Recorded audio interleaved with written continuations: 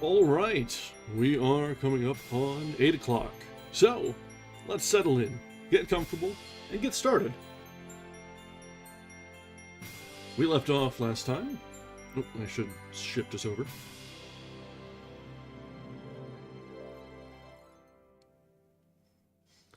Welcome back.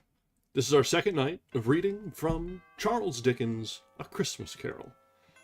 We mentioned it last time, but this is one of those stories that most everyone has been exposed to in some way or another, whether it be a classical telling of this original, whether it be one of the many adaptations, reruns of TV specials, or the movies that have come out.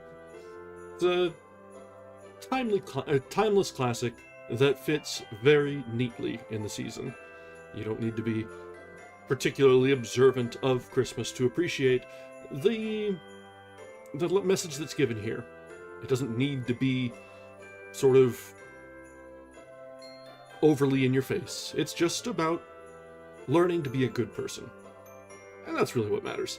And yeah, this is one of those that has been adapted over and over and over again, and really, you can't miss.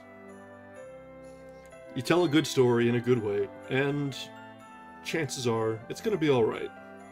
So, let's continue with our own version. Well, it's not really our own version, it's just me reading the original text, but hey, we can be a little ambitious, right?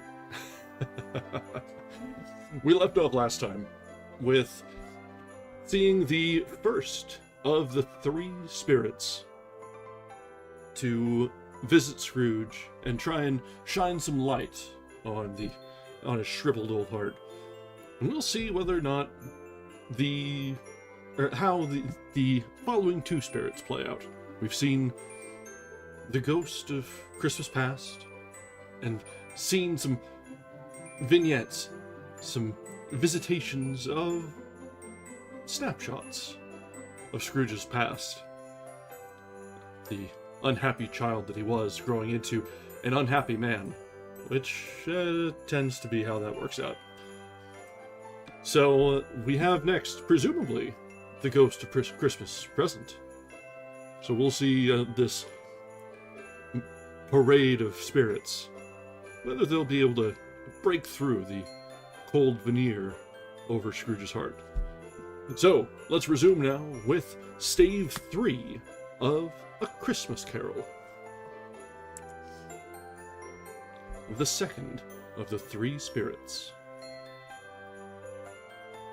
Awakening in the middle of a prodigiously tough snore, and sitting up in bed to get his thoughts together, Scrooge had no occasion to be told that the bell was again upon the stroke of 1.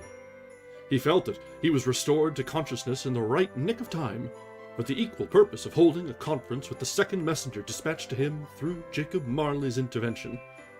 But finding that he turned uncomfortably cold when he began to wonder which of his curtains this new spectre would draw back, he put them every one aside with his own hands, and, lying down again, established a sharp lookout all round the bed, for he wished to challenge the spirit on the moment of its appearance. He did not wish to be caught by surprise, and made nervous. Gentlemen of the free and easy sort, who plume themselves on being acquainted with a move or two, and being usually equal to the time of day, express the wide range of their capacity for adventure by observing that they are good for anything, from pitch and toss to manslaughter, between which opposite extremes, no doubt there lies a tolerably wide and comprehensive range of subjects. Without venturing for Scrooge quite as heartily as this, I don't mind calling on you to believe that he was ready for a good, broad field of strange appearances, and that nothing between a baby and a rhinoceros would have astonished him very much. Now, being prepared for almost anything, he was not, by any means, prepared for nothing, and consequently, when the bell struck 1 and no shape appeared, he was taken for a violent fit of trembling. 5 minutes, 10 minutes, a quarter of an hour went by, yet nothing came.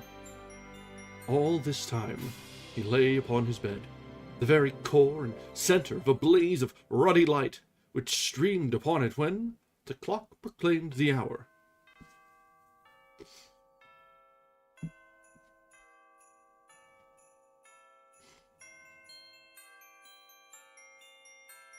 And which, being only light, was more alarming than a dozen ghosts, as he was powerless to make out what it meant, or would be at, and was sometimes apprehensive that he might be, at that very moment, an interesting case of spontaneous combustion, without having the consolation of knowing it. At last, however, he began to think, as you or I would have thought at first, for it is always the person not in the predicament who knows what ought to have been done in it, and would unquestionably have done it too. At last, I say, he began to think that the source and secret of this ghostly light might be in the adjoining room, from whence, on further tracing it, it seemed to shine. This idea taking full possession of his mind, he got up softly and shuffled in his slippers to the door. I like how Dickens is a little tongue-in-cheek here. He's like, oh yes, to an outside observer, we'd know exactly what to do, and we would do it right away. Yep. The moment Scrooge's hand was on the lock, a strange voice called him by his name and bade him enter. He obeyed. It was his own room, there was no doubt about that, but it had undergone a surprising transformation. The walls and ceiling were so hung with living green that it looked a perfect grove, from every part of which bright, gleaming berries glistened. The crisp leaves of holly, mistletoe, and ivy reflected back the light as if so many little mirrors had been scattered there, and with a mighty blaze that went roaring up the chimney, as that dull petrification of a hearth had never known in Scrooge's time, or Marley's, or for many and many a winter season gone, heaped up on the floor to form a kind of throne were turkeys, geese, game, poultry, brawn, great joints of meat, sucking pigs, long wreaths of sausages, mince pies, plum puddings, barrels of oysters, red-hot chestnuts, cherry-picked cheeked apples, juicy oranges, luscious pears, immense twelfth cakes, and seething bowls of punch that made the chamber dim with their delicious steam. In every state upon this couch, in easy state upon this couch, there sat a jolly giant, glorious to see, who bore a glowing torch, in shape not unlike Plenty's horn, and held it up, high up, to shed its light on Scrooge. As he came peeping round the door, "Come in!" exclaimed the ghost. "Come in, and know me better, man!" Scrooge entered timidly, and hung his head before the spirit. He was not the dogged Scrooge he had been, and though the spirit's eyes were clear and kind, he did not like to meet them. "I am the ghost of Christmas present," said the spirit. "Look upon me." Scrooge reverently did so. He was clothed in one simple green robe or mantle, bordered with white fur. This garment hung so loosely on the figure that its capacious breast was bare, as if disdaining to be warded or concealed by any artifice. Its feet, observable beneath the ample folds of the garment, were also bare, and on its head it wore no other covering than a holly wreath, set here and there with shining icicles.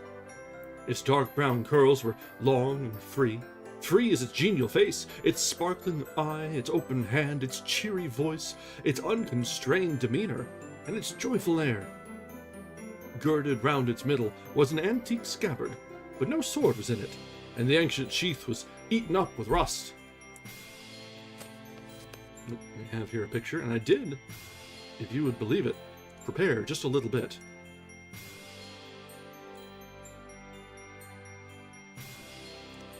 So these transitions should be a small bit quicker.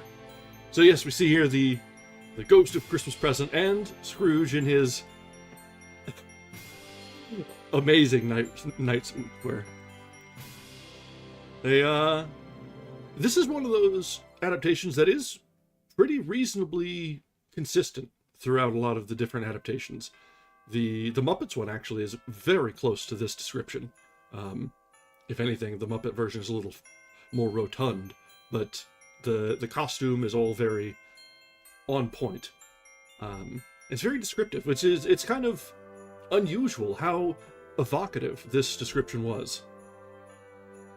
And yeah, you're right. He's extremely opposite of what the Victorian English standard of prosperity and well-to-doness was. Because really, Scrooge is a lot closer to that. So we get the hedonist almost of the Ghost of Christmas Present, and it works. It works. All right. You have never seen the like of me before, exclaimed the spirit. Never, Scrooge made answer to it. Have never walked forth with the younger members of my family, meaning, for I am very young, my elder brothers born in these later years, pursued the phantom. I don't think I have, said Scrooge. I am afraid I have not. Have you had many brothers, spirit? More than 1,800, said the ghost. A tremendous family to provide for, muttered Scrooge. The Ghost of Christmas Present rose. Spirit, said Scrooge submissively, conduct me where you will. I went forth last night on compulsion, and I learned a lesson which is working now. Tonight, if you have aught to teach me, let me profit by it. Touch my robe. Scrooge did as he was told, and held it fast. Holly, mistletoe, red berries, ivy, turkeys, geese, game, poultry, brawn, meat, pigs, sausages, oysters, pies, puddings, fruit, and punch all vanished instantly.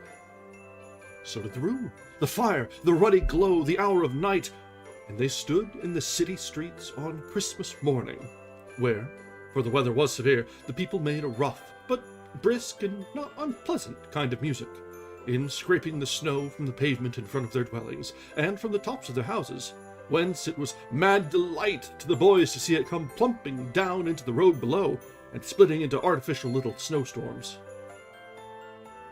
The house fronts looked black enough, and the windows blacker, contrasting with the smooth white sheet of snow upon the roofs, and with the dirtier snow upon the ground, which last deposit had been ploughed up in deep furrows by the heavy wheels of carts and wagons, furrows that crossed and recrossed each other hundreds of times, where the great streets branched off and made intricate channels, hard to trace in the thick, yellow mud and icy water. The sky was gloomy, and the shortest streets were choked up with a dingy mist, half thawed, half frozen, whose heavier particles descended in a shower of sooty atoms, as if all the chimneys in Great Britain had, by one consent, caught fire and were blazing away to their dear hearts' content. There was nothing very cheerful in the climate or the town, and yet there was an air of cheerfulness abroad that the clearest summer air and brightest summer sun might have endeavored to diffuse in vain. For the people who were shoveling away on the housetops were jovial and full of glee, calling out to one another from the parapets, and now and then exchanging a facetious snowball, better-natured missile far than many a wordy jest, laughing heartily if it went right, and not less heartily if it went wrong. The poulterers' shops were still half open, and the fruiterers were radiant in their glory. There were great, round, pot-bellied baskets of chestnuts, shaped like the waistcoats of jolly old gentlemen, lolling at the doors and tumbling out into the street in their apoplectic opulence. There were ruddy, brown-faced, broad-girthed Spanish onions, shining in the fatness of their growth like Spanish friars, and winking from their shelves in wanton slyness at the girls as they went by, and glanced demurely at the hung-up mistletoe. There were pears and apples clustered high in blooming pyramids.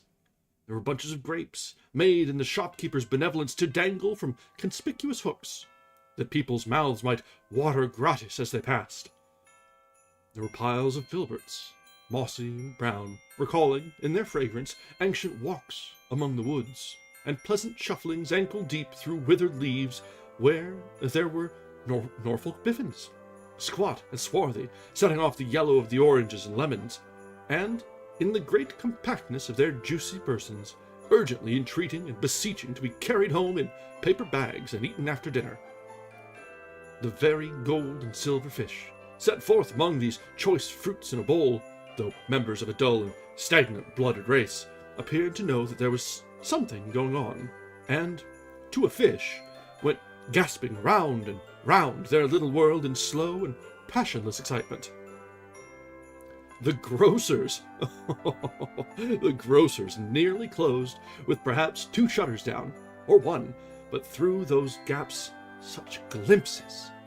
It was not alone that the scales descending on the counter made a merry sound, or that the twine and roller parted companies so briskly, or that the canisters were rattled up and down like juggling tricks, or even that the blended scents of tea and coffee were so grateful to the nose, or even that the raisins were so plentiful and rare, the almonds so extremely white, the sticks of cinnamon so long and straight, the other spices so delicious, the candied fruits so caked and spotted with molten sugar as to make the coldest lookers-on feel faint and subsequently bilious. Nor was it that the figs were moist and pulpy, or that the French plums blushed in modest tartness about their highly decorated boxes, or that everything was good to eat and in its Christmas dress. But the customers were all hurried and so eager in the hopeful promise of the day that they tumbled up against each other at the door, crashing their wicker baskets wildly, left their purchases upon the counter, and came running back to fetch them, and committed hundreds of the like mistakes, in the best humor possible, while the grocer and his people were so frank and fresh that the polished hearts with which they fastened their aprons behind might have been their own, worn outside for general inspection, and for Christmas daws to peck at if they chose. Yeah, this section is really Dickens at his best, is the evocative descriptions of anything and everything. You may gripe at Dickens for spending pages describing a rock on the side of the road, but when he wants to, he can really paint a gorgeous picture, and we've seen it so far in spades on this stave.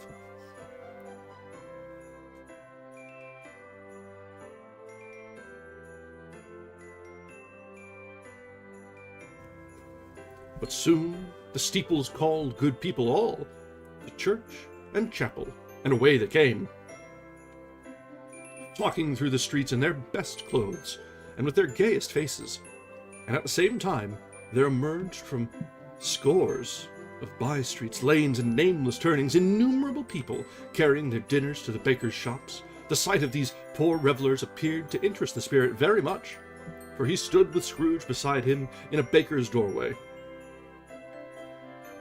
and, taking off the covers as their bearers passed, sprinkled incense on their dinners from his torch. And it was a very uncommon kind of torch, for once or twice when there were angry words between some dinner carriers who had jostled each other, he shed a few drops of water on them from it, and their good humor was restored directly, for they said it was a shame to quarrel upon Christmas Day, and so it was. God love it, so it was. In time, the bells ceased, and the bakers were shut up, and yet there was a genial shadowing forth of all these dinners and the progress of their cooking in the thawed blotch of wet above each baker's oven, where the pavement smoked as if the stones were cooking too. "Is there a peculiar flavor in which you sprinkle from your torch?" asked Scrooge. "There is my own." "Would it apply to any kind of dinner on this day?" asked Scrooge. "To any kindly given, to a poor one most." "Why to a poor one most?" asked Scrooge. "Because it needs it most." "The spirit," said Scrooge after a moment's thought, "I wonder you, of all the beings in the many worlds about us, should desire to cramp these people's opportunities of innocent enjoyment." "Aye," cried the spirit. "You would deprive them of their means of dining every 7th day, often the only day on which they can be said to dine at all," said Scrooge. "Wouldn't you?" "Aye," cried the spirit. "You seek to close these places on the 7th day," said Scrooge, "and it comes to the same thing." "I seek!" exclaimed the spirit. "Forgive me if I am wrong. It has been done in your name, or at least in that of your family," said Scrooge.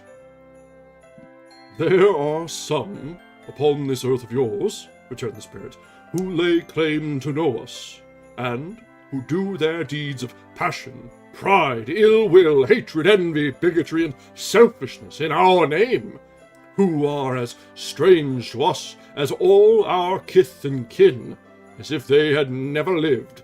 Remember that, and charge their doings on themselves, not us." That hits pretty hard right there.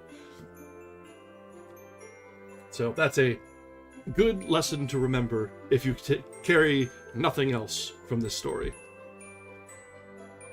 People will do things for attested good reasons and have no connection with the actual intent. Scrooge promised that he would, and they went on, invisible as they had been before, into the suburbs of the town. It was a remarkable quality of the ghost, which Scrooge had observed at the baker's, that, notwithstanding his gigantic size, he could accommodate himself to any place with ease, and that he stood beneath a low roof quite as gracefully and like a supernatural creature as it was possible he could have done in any lofty hall. And perhaps it was the pleasure the good spirit had in showing off this power of his, or else it was his own kind, generous, hardy nature, and his sympathy with all poor men, that led him straight to Scrooge's clerk's. For there he went, and took Scrooge with him, holding to his robe, and on the threshold of the door the spirit smiled, and stopped to bless Bob Cratchit's dwelling with the sprinkling of his torch. Think of that! Bob had but 15 bob a week himself. He pocketed on Saturdays but 15 copies of his Christian name, and yet the ghost of Christmas present blessed his 4-roomed house. Then up rose Mrs. Cratchit, Cratchit's wife, dressed out but poorly in a twice-turned gown, but brave in ribbons, which are cheap and make a goodly show for 6pence. And she laid the cloth, assisted by Belinda Cratchit, second of her daughters, also brave in ribbons, while Master Peter Cratchit plunged a fork into the saucepan of potatoes, and, getting the corners of his monstrous shirt collar, Bob's private property, conferred upon his son and heir in honor of the day, into his mouth, and rejoiced to find himself so gallantly attired, and yearned to show his linen in the fashionable parks. And now 2 smaller Cratchits, boy and girl, came tearing in, screaming that outside the baker's they had smelt the goose, and known it for their own, and basking in luxurious thoughts of sage and onion, these young Cratchits danced around the table, and exalted Master Peter Cratchit to the skies, while he, not proud, although his collars nearly choked him, blew the fire, until the slow potatoes bubbling up knocked loudly at the saucepan lid to be let out and peeled. "What has ever got your precious father, then?" said Mrs. Cratchit, "and your brother, Tiny Tim, and Martha, want as late as Christmas Day by half an hour?" "Here's Martha, mother," said a girl, appearing as she spoke. "Here's Martha, mummer," cried the 2 young Cratchits. "Hurrah! There's such a goose, Martha!" "Why, bless your heart alive, my dear, how late you are!" said Mrs. Cratchit, kissing her a dozen times and taking off her shawl and bonnet for her with officious zeal. "We'd a deal of work to finish up last night," replied the girl, "and had to clear away this morning, mother." "Well, never mind so long as you are come," said Mrs. Cratchit. "Sit you down before the fire, my dear, and have a warm, Lord bless you." No, there's father coming," cried the 2 young Cratchits, who were everywhere at once.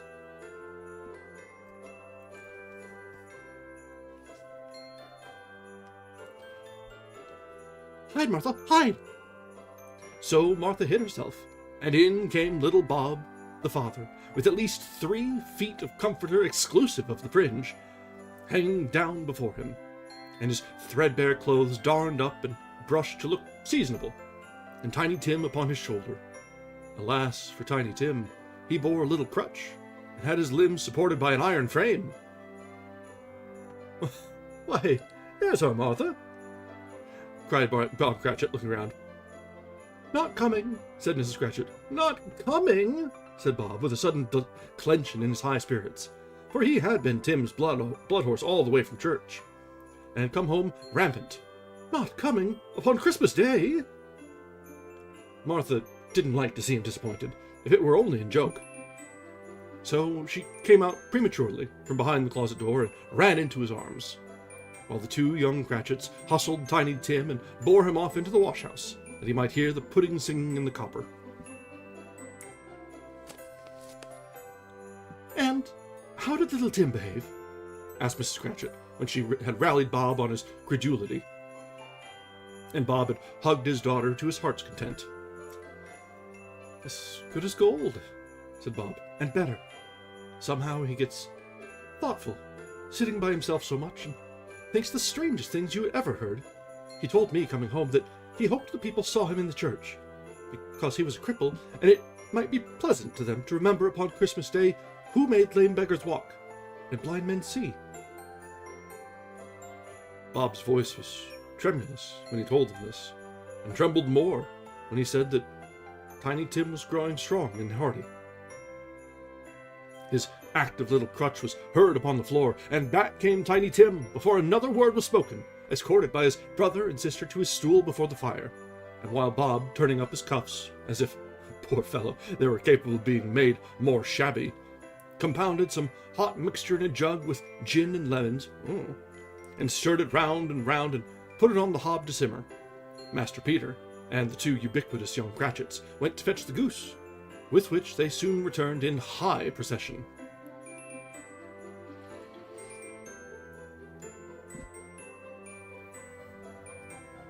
Such a bustle ensued that you might have thought a goose the rarest of all birds, a feathered phenomenon to which a black swan was a matter of course.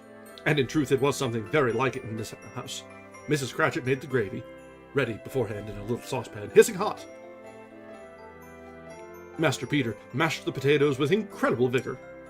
Miss Belinda sweetened up the applesauce. Martha dusted the hot plates. Bob took Tiny Tim beside him in a tiny corner of the table. The two young Cratchits sat chairs for everybody, not forgetting themselves, and, mounting guard upon their posts, crammed spoons into their mouths, lest they should shriek for goose before their turn came to be helped. At last the dishes were set on, and grace was said. It was succeeded by a breathless pause, as Mrs. Cratchit, looking slowly all along the carving knife, prepared to plunge it in the breast. But when she did, and when the long-expected gush of stuffing issued forth, one murmur of delight arose all round the board, and even Tiny Tim, excited by the two young Cratchits, beat on the table with the handle of his knife, and feebly cried, "Hurrah!" There was never such a goose. Bob said he couldn't believe there ever was such a goose cooked. Its tenderness, and flavor, size, and cheapness were the themes of universal admiration, eked out by applesauce and mashed potatoes. It was a sufficient dinner for the whole family. Indeed, as Mrs. Cratchit said with great delight, surveying one small atom of a bone upon the dish, they hadn't ate it all at last. Yet everyone had had enough, and the youngest Cratchits in particular were steeped in sage and onion to the eyebrows. But now, the plates being changed by Miss Belinda, Miss Cratchit left the room alone, too nervous to bear witnesses, to take the pudding up and bring it in. Suppose it should not be done enough? Suppose it should break in turning out? Suppose somebody should have got over the wall of the backyard and stolen it while they were merry with the goose? A supposition at which the two young Cratchits became livid. All sorts of horrors were supposed. Hello, a great deal of steam. The pudding was out of the copper. A smell like a washing day. That was the cloth. A smell like an eating house and a pastry cook's next door to each other. The laundress is next door to that. That was the pudding. In half a minute, Mrs. Cratchit entered, flushed, but smiling proudly with the pudding. It was like a speckled cannonball, so hard and firm, blazing in half a quartern of ignited brandy, and bedight with Christmas holly stuck onto the top. Oh, a wonderful pudding, Bob Cratchit said, and calmly too, that he regarded it as the greatest success achieved by Mrs. Cratchit since their marriage. Mrs. Cratchit said that now the weight was off her mind, she would confess she had had her doubts about the quantity of flour. Everybody had something to say about it, but nobody said or thought it was at all a small pudding for a large family. It would have been a flat heresy to do so. Any Cratchit would have blushed to hint at such a thing. At last, the dinner was all done. The cloth was cleared, the hearth swept, and the fire made up. The compound in the jug being tasted and considered perfect. Apples and oranges were put upon the table, and a shovelful of chestnuts on the fire. Then all the Cratchit family drew round the hearth, in what Bob Cratchit called a circle, meaning half a one. And at Bob Cratchit's elbow stood the family display of glass, 2 tumblers, and a custard cup, without a handle. These held the hot stuff from the jug, however, as well as golden goblets could have done. And Bob served it with beaming looks, while the chestnuts on the fire sputtered and cracked noisily. Then Bob proposed, "A Merry Christmas to us all, my dears. God bless us." Which all the family re-echoed. "God bless us, everyone," said Tiny Tim, the last of all. I can't do a good Tiny Tim voice. He sat very close to his father's side upon his little stool. Bob held his withered little hand in his, as if he loved the child. As if. And wished to keep him by his side, and dreaded that he might be taken from him. "Spirit," said Scrooge, with an interest he had never felt before, "tell me if Tiny Tim will live." "I see a vacant seat," replied the ghost, "in the poor chimney corner, and a crutch without an owner, carefully preserved. If these shadows remain unaltered by the future, the child will die." "No, no," said Scrooge. "Oh, no, kind spirit, say he will be spared." "If these shadows remain unaltered by the future, none other of my race," returned the ghost, "will find him here. What then? If he be like to die, he had better do it, and decrease the surplus population."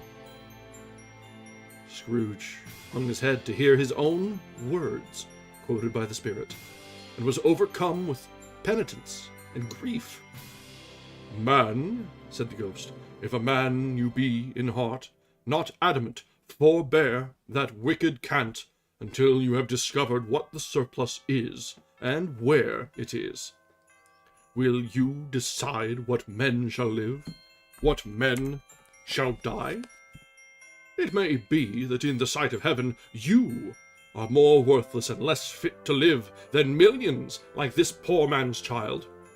Oh God, to hear the insect on the leaf pronouncing on the too much life among his hungry brothers in the dust." Scrooge bent before the ghost's rebuke, and trembling cast his eyes upon the ground, but he raised them speedily on hearing his own name. "Mr. Scrooge," said Bob. "I'll give you Mr. Scrooge, the founder of the feast." "Founder of the feast, indeed," said Mrs. Cratchit, reddening. "Wish I had him here. I'd give him a piece of my mind to feast upon, and I hope he'd give a good appetite for it." "My dear," said Bob, "the children. Christmas Day." "It should be Christmas Day, I am sure," said she, "on which one drinks the health of such an odious, stingy, hard, unfeeling man as Mr. Scrooge. You know he is, Robert. Nobody knows it better than you do, poor fellow." "My dear," was Bob's mild answer, "Christmas Day." "I'll drink his health for your sake, and the day's," said Mrs. Cratchit. "Not for his. Long life to him. A Merry Christmas and a Happy New Year. He'll be very merry and very happy, I have no doubt." The children drank the toast after her. It was the first of their proceedings which had no heartiness. Tiny Tim drank it last of all, but he didn't care 2 pence for it. Scrooge was the ogre of the family. The mention of his name cast a dark shadow on the party, which was not dispelled for full 5 minutes. After it had passed away, they were 10 times merrier than before. From the mere relief of Scrooge the baleful being done with, Bob Cratchit told them how he had a situation in his eye from Master Peter, which would bring in, if obtained, full 5 and 6 pence weekly. The two young Cratchits laughed tremendously at the idea of Peter's being a man of business, and Peter himself looked thoughtfully at the fire from between his collars, as if he were deliberating what particular investments he should favor when he came into the receipt of that bewildering income. Martha, who was a poor apprentice at a milliner's, then told them what kind of work she had to do, and how many hours she worked at a stretch, and how she meant to lie abed tomorrow morning for a good long rest. Tomorrow being a holiday she passed at home. Also, how she had seen a countess and a lord some days before, and how the lord was much about as tall as Peter, at which Peter pulled up his collars so high that you couldn't have seen his head if you'd been there. All this time the chestnuts and the jug went round and round, and by they had a song about a lost child traveling in the snow, from Tiny Tim, who had a plaintive little voice, and sang it very well indeed. There was nothing of high mark in this. They were not a handsome family, they were not well dressed, their shoes were far from being waterproof, their clothes were scanty, and Peter might have known, and very likely did, the inside of a pawnbroker's. But they were happy, grateful, pleased with one another, and contented with the time. And when they faded, and looked happier yet in the bright sprinklings of the spirit's torch at parting, Scrooge had his eye upon them, and especially on Tiny Tim, until the last. By this time it was getting dark, and snowing pretty heavily, and as Scrooge and the spirit went along the streets, the brightness of the roaring fires in kitchens, parlors, and all sorts of rooms was wonderful. Here the flickering of the blaze showed preparations for a cozy dinner, with hot plates baking through and through before the fire, and deep red curtains ready to be drawn to shut out cold and darkness. There all the children of the house were running out into the snow to meet their married sisters, brothers, cousins, uncles, aunts, and be the first to greet them. Here again were shadows on the window blind of guests assembling, and there a group of handsome girls, all hooded and fur-booted and all chattering at once, tripped lightly off to some near neighbor's house, where, woe upon the single man who saw them enter, artful witches, well they knew it, in a glow. But if you had judged from the numbers of people on their way to friendly gatherings, you might have thought that no one was at home to give them welcome when they got there. Instead of every house expecting company and piling up its fires chimney-high, blessings on it, how the ghost exulted! How it bared its breadth of breast and opened its capacious palm and floated on, outpouring with a generous hand its bright and harmless mirth on everything within its reach. The very lamplighter who ran on before, dotting the dusky street with specks of light, and who was dressed to spend the evening somewhere, laughed out loudly as the spirit passed, though little kenned the lamplighter that he had any company but Christmas. And now, without a word of warning from the ghost, they stood upon a bleak and desert moor, where monstrous masses of rude stone were cast about, as though it were the burial place of giants, and water spread itself wheresoever it listed, or would have done so but for the frost that held it prisoner, and nothing grew but moss and furze, and coarse rank grass. Down in the west, the setting sun had left a streak of fiery red, which glared upon the desolation for an instant like a sullen eye, and frowning lower, lower yet, was lost in the thick gloom of darkest night. What place is this?" asked Scrooge. "A place where miners live, who labor in the bowels of the earth," returned the spirit. "But they know me. See?" A light shone from the window of the hut, and swiftly they advanced toward it. Passing through the wall of mud and stone, they found cheerful company assembled round a glowing fire, an old man and woman, with their children and their children's children, and another generation beyond that, all decked out gaily in their holiday attire. The old man, in a voice that seldom rose above the howling of the wind upon the barren waste, was singing them a Christmas song. It had been a very old song when he was a boy, and from time to time they all joined in the chorus. So surely as they raised their voices, the old man got quite blithe and loud, and so surely as they stopped, his vigor sank again, The spirit did not tarry here, but bade Scrooge hold his robe, and, passing on above the moor, sped whither? Out to sea. To sea! To Scrooge's horror, looking back, he saw the last of the land, a frightful range of rocks behind them, and his ears were deafened by the thundering of water, as it rolled and roared and raged among the dreadful caverns it had worn, and fiercely tried to undermine the earth. Built upon a dismal reef of sunken rocks, some league or so from shore, on which the waters chafed and dashed the wild year through, there stood a solitary lighthouse. Great heaps of seaweed clung to its base, and storm-birds, born of the wind, one might suppose, as seaweed of the water, rose and fell about it, like the waves they skimmed. But even here, two men who watched the light had made a fire that, through the loophole in the thick stone wall, shed out a ray of brightness on the awful sea. Joining their horny hands over the rough table at which they sat, they wished each other Merry Christmas in their can of grog, and one of them, the elder too, with his face all damaged and scarred with hard weather, as the figurehead of an old ship might be, struck up a sturdy song that was like a gale in itself. Again the ghost sped on, above the black and heaving sea, on,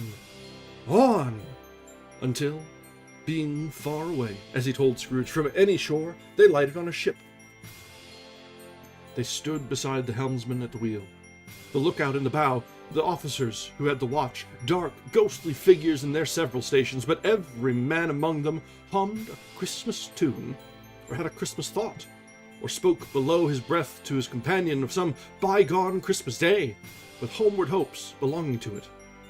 And every man on board, waking or sleeping, good or bad, had had a kinder word for another on that day than on any day in the year, and had shared to some extent in its festivities, and had remembered those he cared for at a distance, and had known that they delighted to remember him.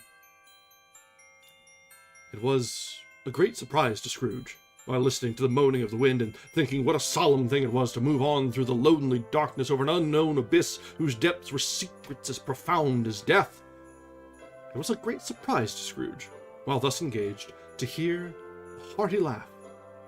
It was a much greater surprise to Scrooge to recognize it as his own nephew's, and to find himself in a bright, dry, gleaming room, with the spirit standing smiling by his side, and looking at that same nephew with approving affability.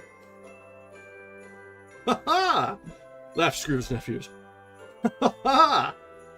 If you should happen, by any unlikely chance, to know a man more blessed in laugh than Scrooge's nephew, all I can say is, I should like to know him too. Introduce him to me, and I'll cultivate his acquaintance. It is a fair, even-handed, noble adjustment of things, that while there is infection and disease and sorrow, there is nothing in the world so irresistibly contagious as laughter and good humor." When Scrooge's nephew laughed in this way, holding his sides, rolling his head, and twirling his face into the most extravagant contortions, Scrooge's niece, by marriage, laughed as heartily as he, and their assembled friends, being not a bit behindhand, roared out lustily, "Ha ha ha ha! He said that Christmas was a humbug, as I live!" cried Scrooge's nephew. "He believed it too!" "More shame for him, Fred," said Scrooge's niece, indignantly. "Bless those women, they never do anything by halves. They are always in earnest." She was very pretty, exceedingly pretty, with a dimpled, surprised-looking capital face, a ripe little mouth that seemed made to be kissed, as no doubt it was, all kinds of good little dots about her chin that melted into one another when she laughed, and the sunniest pair of eyes you ever saw in any little creature's head. Altogether, she was what you would have called provoking, you know, but satisfactory, too. Oh, perfectly satisfactory. "He's a comical old fellow," said Scrooge's nephew. "That's the truth, and not so pleasant as he might be. However, his offences carry their own punishment, and I have nothing to say against him." "I'm sure he is very rich, Fred," hinted Scrooge's niece. "At least, you always tell me so." "What of that, my dear?" said Scrooge's nephew. "His wealth is of no use to him. He don't do any good with it. He don't make himself comfortable with it. He hasn't the satisfaction of thinking, 'Ha ha ha! that he is ever going to benefit us with it. I have no patience with him, observed Scrooge's niece. Scrooge's niece's sisters and all the other ladies expressed the same opinion. Oh, I have, said Scrooge's nephew. I am sorry for him. I couldn't be angry with him if I tried. Who suffers by his ill whims? Himself, always. Here, he takes it into his head to dislike us, and he won't come and dine with us. What's the consequence? He don't lose much of a dinner. Indeed, I think he loses a very good dinner, interrupted Scrooge's niece. Everybody else had the same, and they must be allowed to have been competent judges, because they had just had dinner, and while the dessert upon the table, were clustered round the fire by lamplight. Well, I'm very glad to hear it, said Scrooge's nephew, because I haven't great faith in these young housekeepers. What say you, Topper? Topper had clearly got his eyes upon one of Scrooge's niece's sisters, for he answered that a bachelor was a wretched outcast, who had no right to express an opinion on the subject. Whereat Scrooge's niece's sister, the plump one with the lace tucker, not the one with the roses, blushed. Do go on, Fred, said Scrooge's niece, clapping her hands. He never finishes what he begins to say. He is such a ridiculous fellow. Scrooge's nephew revelled in another laugh, and it was impossible to keep the infection off, though the plump sister tried hard to do it with aromatic vinegar. His example was unanimously followed. I was only going to say, said Scrooge's nephew, that the consequence of his taking a dislike to us and not making merry with us is, as I think, that he loses some pleasant moments, which could do him no harm.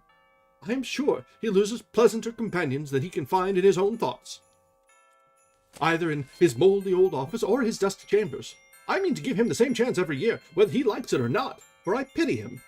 He may rail at Christmas till he dies, but he can't help thinking better of it. I defy him, if he finds me going there in good temper year after year and saying, Uncle Scrooge, how are you?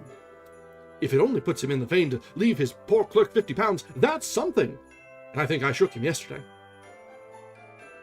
It was their turn to laugh now, at the notion of his shaking Scrooge, but being thoroughly good-natured, and not much caring what they laughed at, so that they laughed at any rate, he encouraged them in their merriment, and passed the bottle joyously. After tea, they had some music, for they were a musical family, and knew what they were about. When they sung a glee or catch, I can assure you, especially Topper, who could growl away in the bass like a good one, and never swell the large veins in his forehead, or get red in the face over it. Scrooge's niece played well upon the harp, and played among other tunes a simple little air, a mere nothing you might learn to whistle it in 2 minutes, which had been familiar to the child who fetched Scrooge from the boarding school, as he had been reminded by the ghost of Christmas past. When this strain of music sounded, all the things that ghost had shown him came upon his mind. He softened more and more, and thought that if he could have listened to it often, years ago, he might have cultivated the kindness of life for his own happiness, with his own hands, without resorting to the sexton's spade that buried Jacob Marley. But they didn't devote the whole evening to music. After a while, they played at forfeits, for it is good to be children sometimes, and never better than at Christmas, when its mighty founder was a child himself. Stop! There was a first game at Blind Man's Bluff. Of course there was. And I no more believe Topper was really blind than I believe he had eyes in his boots. My opinion is that it was a done thing between him and Scrooge's nephew, and that the ghost of Christmas present knew it. The way he went after the plump sister and the lace tucker was an outrage on the credulity of human nature. Knocking down the fire irons, tumbling over the chairs, bumping against the piano, smothering himself among the curtains, wherever she went. And there went he. He always knew where the plump sister was. He wouldn't catch anybody else. If you had fallen up against him, as some of them did on purpose, he would have made a feint of endeavoring to seize you, which would have been an affront to your understanding, and would instantly have sidled off in the direction of the plump sister. She often cried out that it wasn't fair, and it really was not, but that when at last he caught her, when, in spite of all her silken rustlings and her rapid flutterings past him, he got her into a corner whence there was no escape, then his conduct was the most execrable. For his pretending not to know her, his pretending that it was necessary to touch her headdress, and further to assure himself of her identity by pressing a certain ring upon her finger, and a certain chain about her neck, was vile, monstrous. No doubt she told him her opinion of it, when, another blind man being in office, they were so very confidential together behind the curtains. Scrooge's niece was not one of the blind man's bluff party, but was made comfortable with a large chair and a footstool in a snug corner where the ghost and Scrooge were close behind her. But she joined in the forfeits, and loved her love to admiration with all the letters of the alphabet. Likewise, at the game of how, when, and where, she was very great, and to the secret joy of Scrooge's nephew, beat her sisters hollow, though they were sharp girls too, as Topper could have told you. There might have been 20 people there, young and old, but they all played, and so did Scrooge, for wholly forgetting in the interest he had in what was going on, that his voice made no sound in their ears. He sometimes came out with his guess quite loud, and very often guessed quite right, too, for the sharpest needle best Whitechapel warranted not to cut in the eye was not sharper than Scrooge, blunt as he took it in his head to be. The ghost was greatly pleased to find him in this mood, and looked upon him with such favor that he begged like a boy to be allowed to stay until the guest departed. But this, the spirit said, could not be done. "Here is a new game," said Scrooge. "Only half hour, spirit. Only one." It was a game called Yes and No, where Scrooge's nephew had to think of something, and the rest must find out what. He only answering to their questions yes or no, as the case was. The brisk fire of questioning to which he was exposed elicited from him that he was thinking of an animal. A live animal, rather a disagreeable animal, a savage animal, an animal that growled and grunted sometimes, and talked sometimes, and lived in London, and walked about the streets, and wasn't made a show of, and wasn't led by anybody, and didn't live in a menagerie, and was never killed in a market. It was not a horse, or an ass, or a cow, or a bull, or a tiger, or a dog, or a pig, or a cat, or a bear. At every fresh question that was put to it, this nephew burst into a fresh roar of laughter, and was so inexpressibly tickled that he was obliged to get up off the sofa and stamp. At last, the plump sister, falling into a similar state, cried out, "I found it out! I know what it is, Fred! I know what it is!" "What is it?" cried Fred. "It's your Uncle Scrooge!" Which it certainly was. Admiration was the universal sentiment, though some objected that the reply to "Is it a bear?" ought to have been yes, inasmuch as an answer in the negative was sufficient to have diverted their thoughts from Mr. Scrooge, supposing they had ever had any tendency that way. "He has given us plenty of merriment, I am sure," said Fred, "and it would be ungrateful not to drink to his health. Here is a glass of mulled wine ready to our hand at the moment, and I say, Uncle Scrooge!" "Well, Uncle Scrooge," they cried, "a Merry Christmas and a Happy New Year to the old man, wherever he is," said Scrooge's nephew. "He wouldn't take it from me, but he may have it. Nevertheless, Uncle Scrooge!" Uncle Scrooge had imperceptibly become so gay and light of heart that he would have pledged the unconscious company in return, and thanked them in an audible speech, if the ghost had given him time.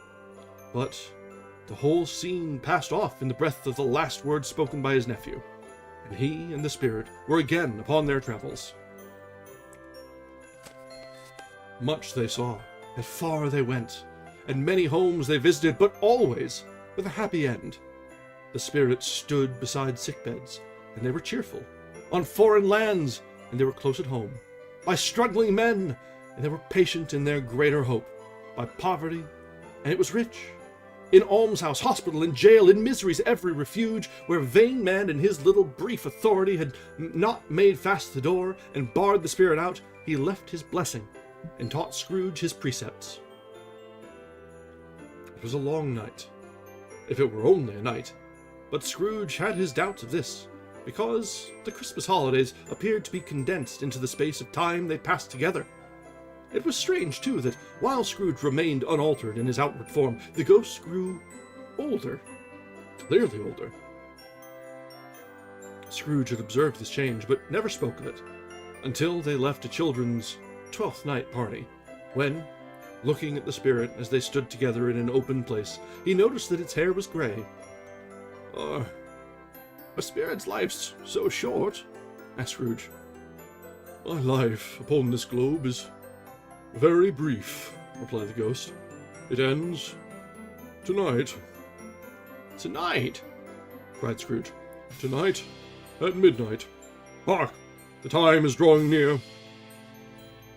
The chimes were ringing the 11:75 at that moment. "Forgive me if I am not justified in what I ask," said Scrooge, looking intently at the spirit's robe, "but I see something strange, and not belonging to yourself, protruding from your skirts. Is it a foot or a claw?" "It might be a claw, for the flesh there is upon it," was the spirit's sorrowful reply. "Look here." From the foldings of its robe, it brought out 2 children.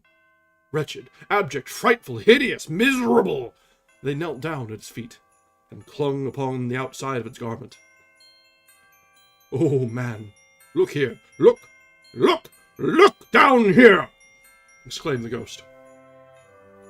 They were a boy and a girl, yellow, meager, ragged, scowling, wolfish, but prostrate, too, in their humility, where graceful youth should have filled their features out and touched them with its freshest tints.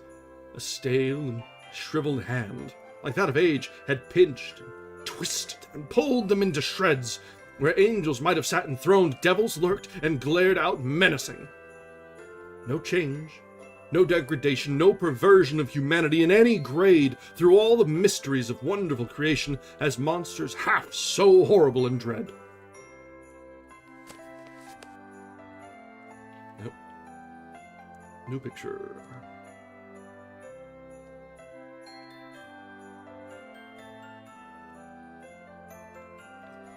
So, Scrooge looking upon the children with the spirit looking on.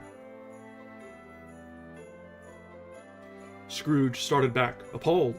Having them shown to him in this way, he tried to say they were fine children, but the words choked themselves, rather than be parties to a lie of such enormous magnitude.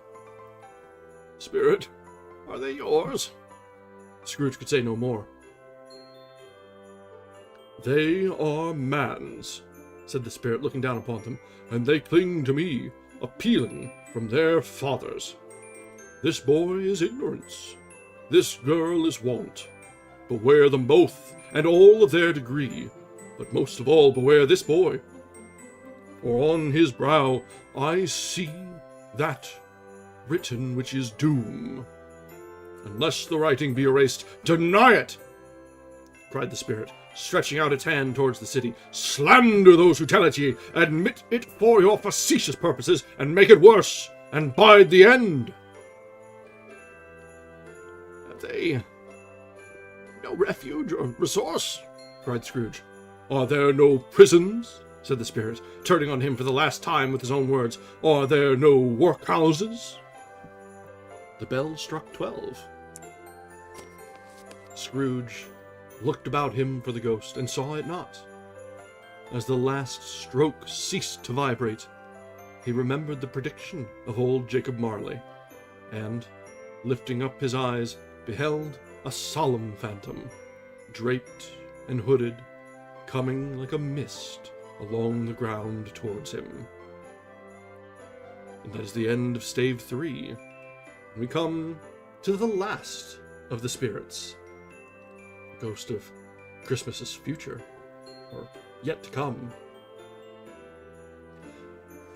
The children always hits pretty hard, because that is something that is timeless, particularly the naming of them, ignorance and want, and the fact that ignorance is the more dangerous of the two. That is definitely something that never changes, and will continue to be a great terror upon a society for long as there is a society. So, it makes it all the more important that we try and erase that doom, push out the ignorance, and find our own way. So that's one thing that is important to remember with the spirit. It's not all happy, it's not all good things coming. There are real responsibilities that come with the merrymaking. Try to be better. Try to do better. All right, so yeah, Dickens is one that I don't nearly give enough credit, because it may be that he's just so daunting, because most of the stuff is so dense and so long. But this is like that perfect sized dose of Dickens. It is short enough, but still very poignant. He paints a gorgeous picture, but he doesn't spare on the dark inks, which is nice. All right, so we are near. We're about. We still have a lot left, but we are at the hour mark here. So let's go ahead and take a short break, stretch our legs, grab a drink, and we'll be back in just a little while, where we'll continue with the fourth stave, with the last of the spirits. Not quite to the end after that. There are 5 staves in this, but I think the last is the shortest by a fair margin. So we'll see what we have left after we get through this. All right, be back in just a bit.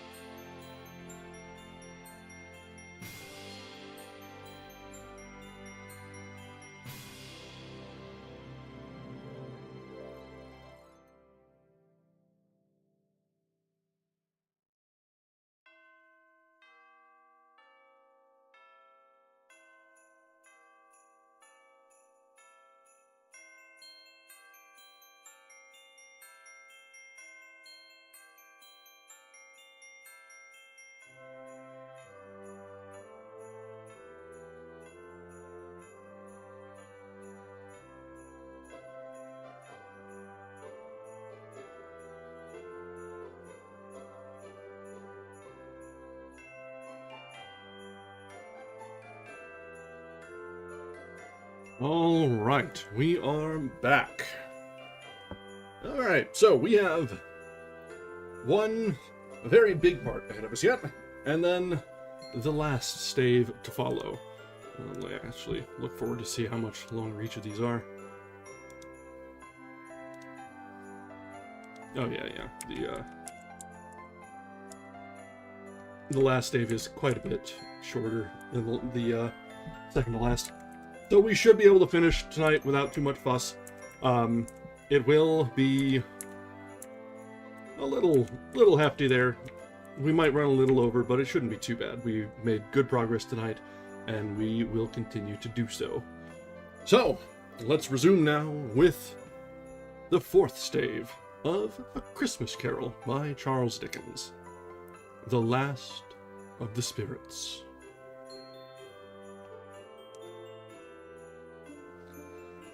The phantom slowly, gravely, silently approached.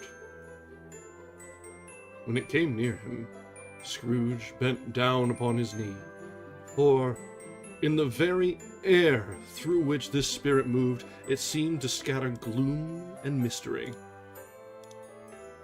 It was shrouded in a deep black garment, which concealed its head, its face, its form, and left nothing of it visible save one outstretched hand. But for this, it would have been difficult to detach its figure from the night and separate it from the darkness by which it was surrounded. He felt that it was tall and stately when it came beside him, and that its mysterious presence filled him with a solemn dread. He knew no more, but the spirit neither spoke nor moved. I am in the presence of the ghost of Christmas yet to come, said Scrooge. The spirit answered not, but pointed onward with its hand. You are about to show me shadows of the things that have not happened, but will happen in the time before us, Scrooge pursued. Is that so, spirit? The upper portion of the garment was contracted for an instant in its folds, as if the spirit had inclined its head. It was the only answer he received. Although well used to ghostly company by this time, Scrooge feared the silent shape so much that his legs trembled beneath him, and he found that he could hardly stand when he prepared to follow it. The spirit paused a moment, as observing his condition, and giving him time to recover.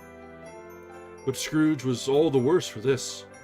It thrilled him with a vague, uncertain horror to know that behind the dusky shroud there were ghostly eyes intently fixed upon him, while he, though he outstretched his own to the utmost, could see nothing but a spectral hand and one great heap of black.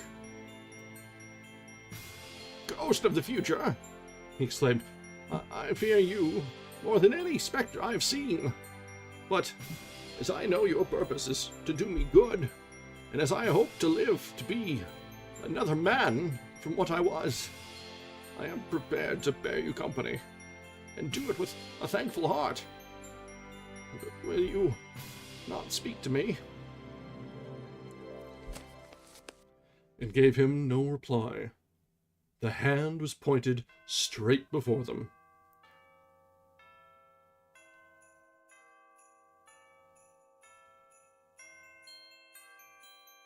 I do remember there was there was a Jim Carrey adaptation.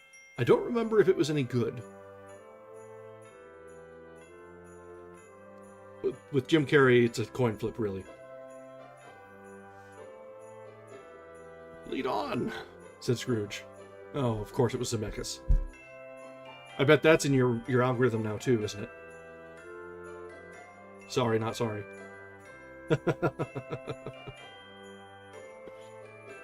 Lead on, said Scrooge. Lead on. Night is waiting fast, and it is precious time to me. I know. Lead on, spirit. The phantom moved away as it had come toward him, Scrooge followed in the shadow of its dress, which bore him up, he thought, and carried him along. They scarcely seemed to enter the city, for the city rather seemed to spring up about them and encompass them of its own act. But there they were, in the heart of it, on change amongst the merchants, who hurried up and down, and chinked the money in their pockets, and conversed in groups, and looked on their watches, and trifled thoughtfully with their great gold seals, and so forth, as Scrooge had seen them often. The spirit stopped beside one little knot of businessmen, observing that the hand was pointed to them. Scrooge advanced to listen to their talk. "No," said a great fat man with a monstrous chin. "I don't know much about it either way. I only know he's dead." "When did he die?" inquired another. "Last night, I believe." "Why? What was the matter with him?" asked the third, taking a vast quantity of snuff out of a very large snuff box. "I thought he'd never die." "God knows," said the first man with a yawn. "What has he done with his money?" asked a red-faced gentleman with a pendulous excrescence on the end of his nose that shook like the gills of a turkey-cock. "I haven't heard," said the man with the large chin, yawning again. "Left it to his company, perhaps. He hasn't left it to me, that's all I know." This pleasantry was received with a general laugh. "It is likely to be a very cheap funeral," said the same speaker, "for upon my life I don't know of anybody to go to it. Suppose we make up a party and volunteer?" "I don't mind going if a lunch is provided," observed the gentleman with the excrescence on his nose. "but I must be fed if I make one." Another laugh. "Well, I am the most disinterested among you after all," said the first speaker, "for I never wear black gloves and I never eat lunch. But I'll offer to go, if anybody else will. When I come to think of it, I'm not at all sure I wasn't his most particular friend, for we used to stop and speak whenever we met. Bye-bye." Speakers and listeners strolled away and mixed with other groups. Scrooge knew the men and looked towards the spirit for an explanation. The phantom glided on into a street. Its finger pointed to two persons meeting. Scrooge listened again, thinking that the explanation might lie here. He knew these men also, perfectly. They were men of business, very wealthy, and of great importance. He had made a point always of standing well in their esteem, in a business point of view, that is. Strictly in a business point of view.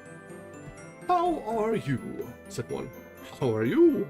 returned the other. "Well," said the first, "Old Scratch got his own at last, eh?" "So I am told," returned the second. "Cold, isn't it? Seasonable for Christmas time. You're not a skater, I suppose?" No. Something else to think of. Good morning." Not another word.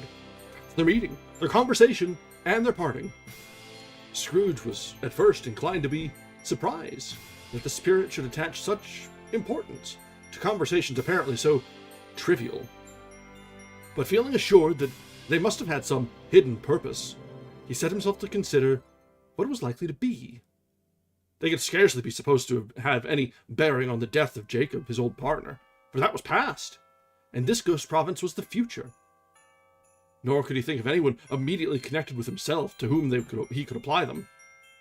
But nothing doubting that to whomsoever they applied, they had some latent moral for his own improvement, he resolved to treasure up every word he heard, and everything he saw, and especially to observe the shadow of himself when it appeared, for he had an expectation that the conduct of his future self would give him the clue he missed, and would render the solution of these riddles easy. Scrooge is being a little dim, a little uncharacteristically dim.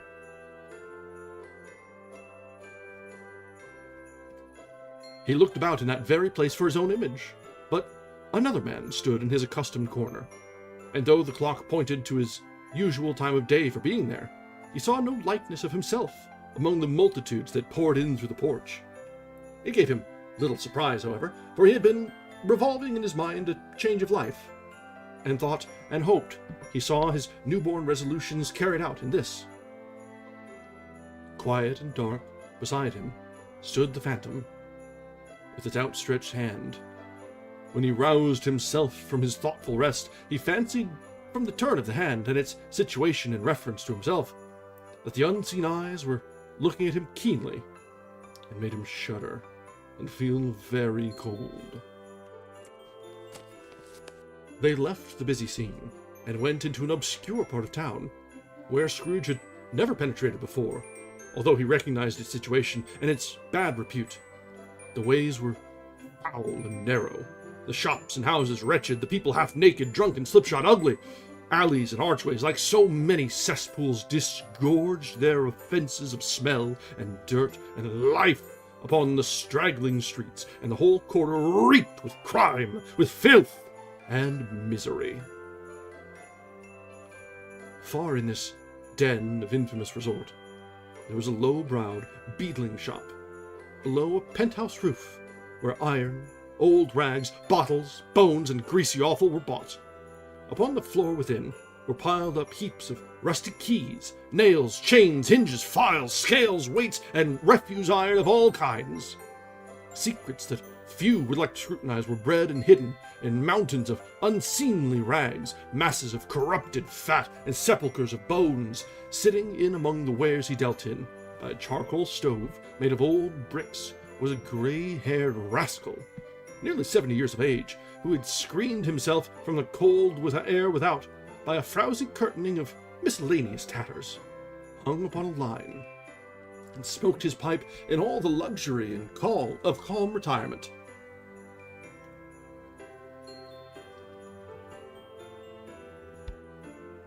Scrooge and the Phantom came into the presence of this man, just as a woman with a heavy bundle slunk into the shop. But she had scarcely entered when another woman, similarly laden, came in too. And she was closely followed by a man in faded black, who was no less startled by the sight of them than they had been upon the recognition of each other. After a short period of blank astonishment, in which the old man with the pipe had joined them, they all three burst into a laugh. "Let the charwoman be alone to be first," cried she who had entered first. "Let the laundress alone to be the second, and let the undertaker's man alone to be the third. Look here, old Joe, here's a chance. If we haven't all three met here without meaning it." "You couldn't have met in a better place," said old Joe, removing his pipe from his mouth. "Come into the parlor. You were made free of it long ago, you know, and the other two aren't strangers. Stop till I shut the door of the shop. How it squeaks! There ain't such a rusty bit of metal in the place as its own hinges, I believe. And I'm sure there's no such old bones here as mine. We're all suitable to our calling. We're all well matched. Come into the parlor, come into the parlor."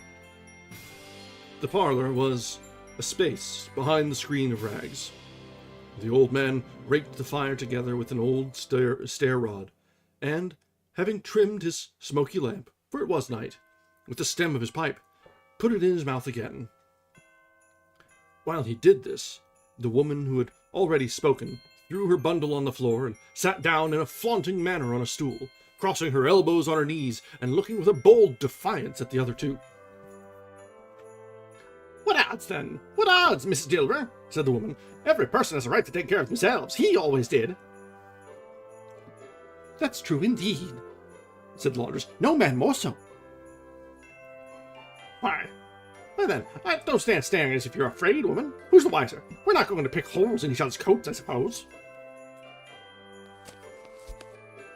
"No, indeed," said Mrs. Dilber and the man together. "We should hope not." "Very well, then," cried the woman. "That's enough.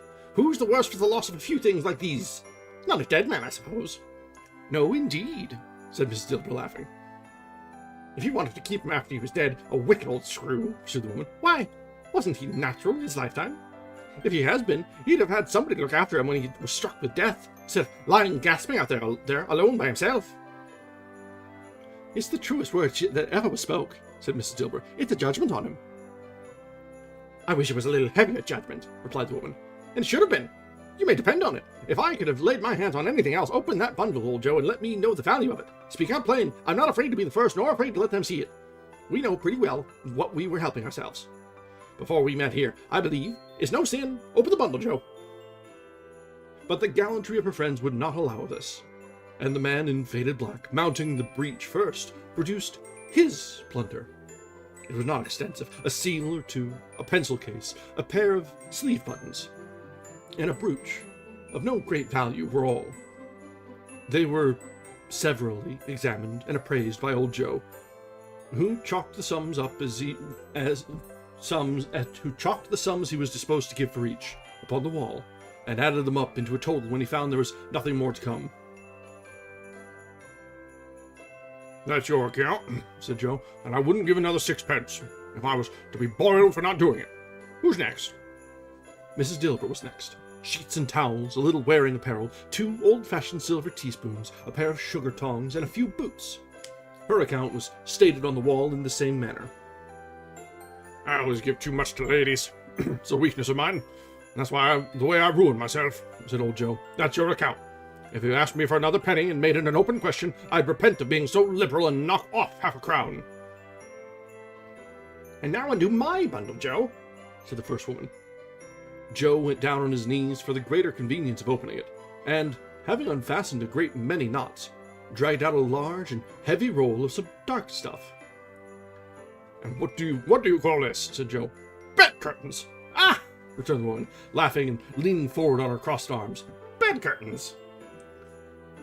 You don't mean to say you took 'em down, rings and all, with him lying there?" said Joe.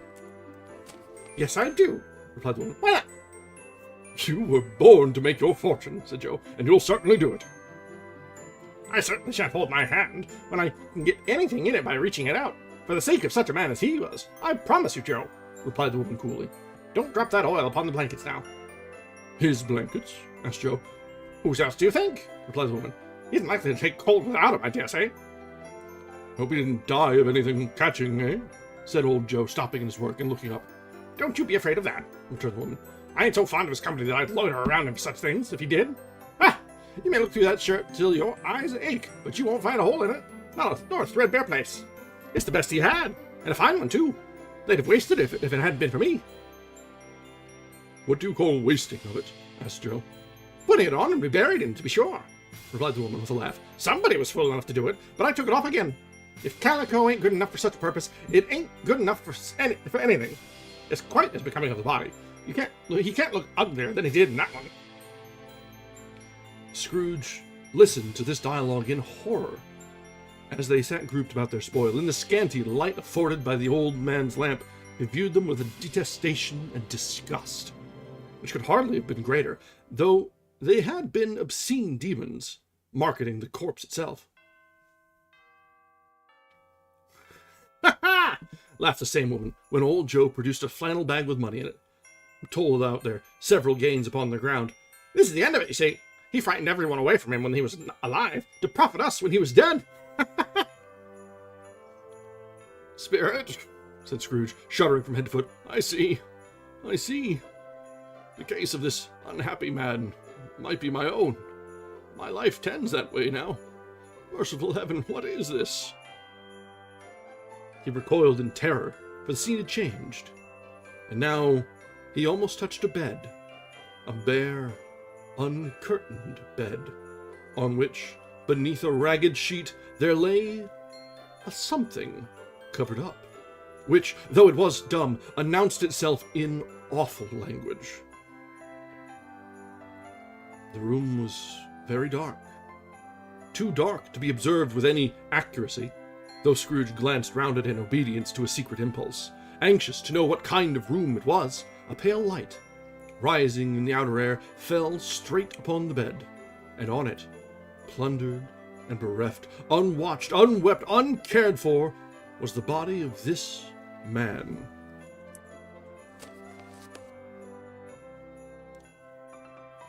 Scrooge glanced towards the phantom.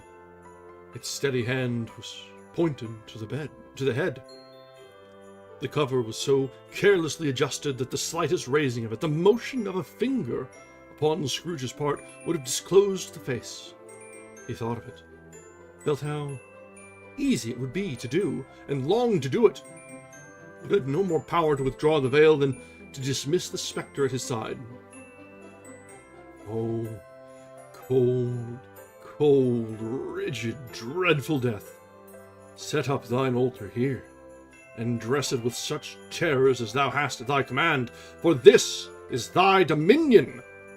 But of the loved, revered, and honored head, thou canst not turn one hair to thy dread purposes, or make one future odious. It is not that the hand is heavy and will fall down when released. It is not that the heart and pulse are still, but that the hand was open, generous and true, the heart brave, warm and tender, and the pulse a man's. Strike, Shadow, strike! And see his good deeds springing from the wound, to sow the world with life immortal. No voice pronounced these words in Scrooge's ears, and yet he heard them when he looked upon the bed. He thought, if this man could be raised up now, what would be his foremost thoughts? Avarice?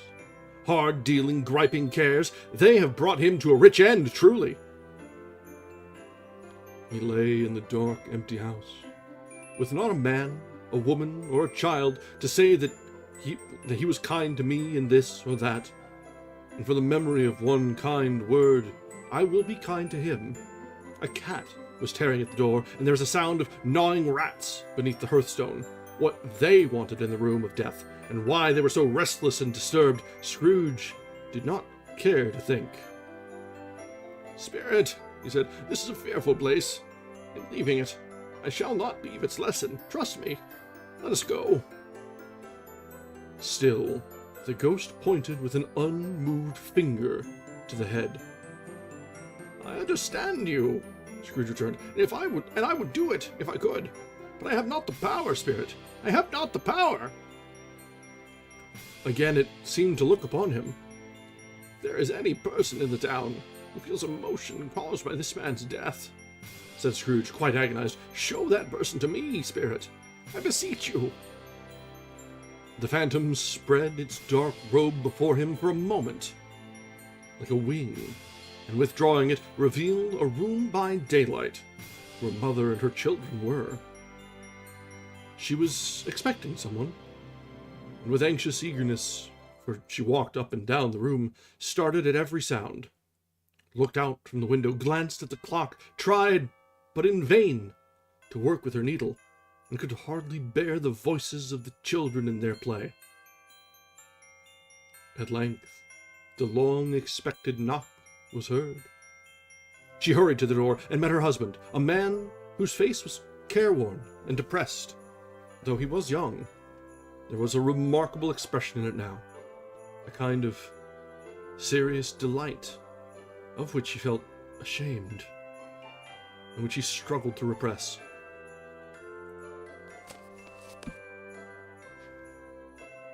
He sat down to the dinner that had been hoarding for him by the fire, when she asked him, faintly, what news, which was not until after a long silence. He appeared embarrassed how to answer. "Is it good," she said, "or bad, to help him?" "Bad," he answered. "We are quite ruined?" "No, there is hope yet, Caroline." "If he relents," she said, amazed, "nothing is past hope, if such a miracle has happened." "He is past relenting," said her husband. "He is dead." She was a mild and patient creature, if her face spoke truth, but she was thankful in her soul to hear it, and she said so, with clasped hands. She prayed forgiveness the next moment, and was sorry, but the first was the emotion of her heart. But the half-drunken woman whom I told you of last night said to me, when I tried to see him and obtain a week's delay, and what I thought was a mere excuse to avoid me, turns out to have been quite true. He was not only very ill, but dying then. To whom will our debt be transferred?" "I don't know, but before that time we shall be ready with the money, and even though we were not, it would be a bad fortune indeed to find so merciless a creditor in his successor. We may sleep tonight with light hearts, Caroline." Yes, soften it as they would, their hearts were lighter. The children's faces, hushed and clustered round to hear what they so little understood, were brighter, and it was a happier house for this man's death. The only emotion that the ghost could show him, caused by the event, was one of pleasure. "Let me see some tenderness connected with a death," said Scrooge, "or that dark chamber spirit, which we left just now, will be forever present to me." The ghost conducted him through several streets familiar to his feet, and as they went along, Scrooge looked here and there to find himself, but nowhere was he seen. They entered poor Bob Cratchit's house, the dwelling he had visited before, and found the mother and the children seated round the fire. Quiet. Very quiet. The noisy little Cratchits were as still as statues in one corner, and sat looking up at Peter, who had a book before him. The mother and her daughters were engaged in sewing, but surely they were very quiet. And he took a child and set him in the midst of them. Where had Scrooge heard those words? He had not dreamed them. The boy must have read them out, as he and the spirit crossed the threshold. Why did he not go on? The mother laid her work upon the table, and put her hands up to her face. The color hurts my eyes," she said. "The color. Oh, poor Tiny Tim." "They're better now, again," said Cratchit's wife. "It makes them weak by candlelight, and I wouldn't show weak eyes to your father when he comes home. For the world. It must be near his time." "Past it, rather," Peter answered, shutting up his book. "But I think he has walked a little slower than he used these last few evenings, Mother." They were very quiet again. At last she said, in a steady, cheerful voice that only faltered once, I have known him walk with Tiny Tim upon his shoulder, very fast indeed." "And so have I," cried Peter, "often." "And so have I," exclaimed another. "So had all." "But he was very light to carry," she resumed, intent upon her work, "and his father loved him so.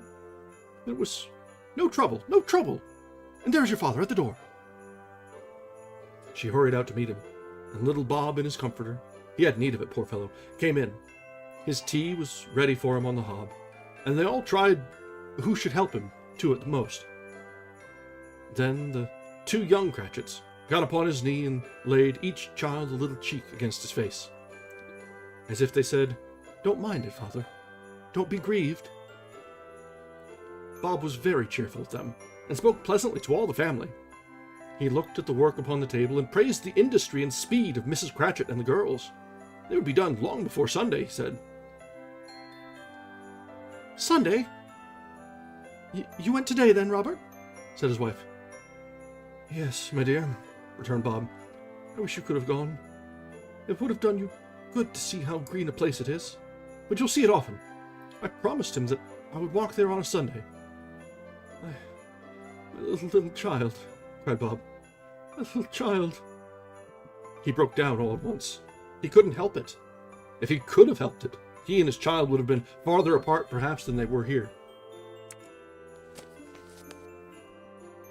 He left the room, and went upstairs into the room above, which was lighted cheerfully, and hung with Christmas.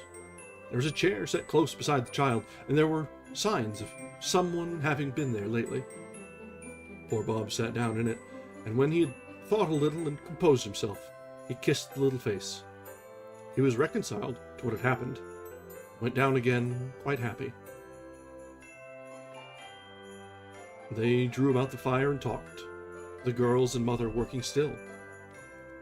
Bob told them of the extraordinary kindness of Mr. Scrooge's nephew, whom he had scarcely seen but once, and who, meeting him in the street that day, and seeing that he looked just a little down, you know, said Bob, inquired what had happened to distress him. On which, said Bob, for he is the pleasantest spoken gentleman you have ever heard, I told him. I am heartily sorry for it, Mr. Cratchit, he said, and heartily sorry for your good wife. By the by, how he ever knew that, I don't know. Knew what, my dear? Why, that you were a good wife, replied Bob. Everybody knows that, said Peter. Very well observed, my boy, cried Bob. I hope they do. Heartily sorry, he said, for your good wife. If I can be of any service to you in any way, he said, giving me his card. That's where I live. Pray, come to me. Now, it wasn't, cried Bob, for the sake of anything he might be able to do for us, so much as for his kind way, that this was quite delightful. It really seemed as if he had known our Tiny Tim and felt with us. I'm sure he's a good soul, said Mrs. Cratchit. You would be sure of it, my dear, returned Bob, if you saw him and spoke to him. I shouldn't be at all surprised. Mark what I say, if he got Peter a better situation. Only hear that, Peter, said Mrs. Cratchit. And then, cried one of the girls, Peter will be keeping company with someone and setting up for himself. Get along with you, reported Peter, grinning. It's just as likely as not, said Bob. One of these days, though there's plenty of time for that, my dear.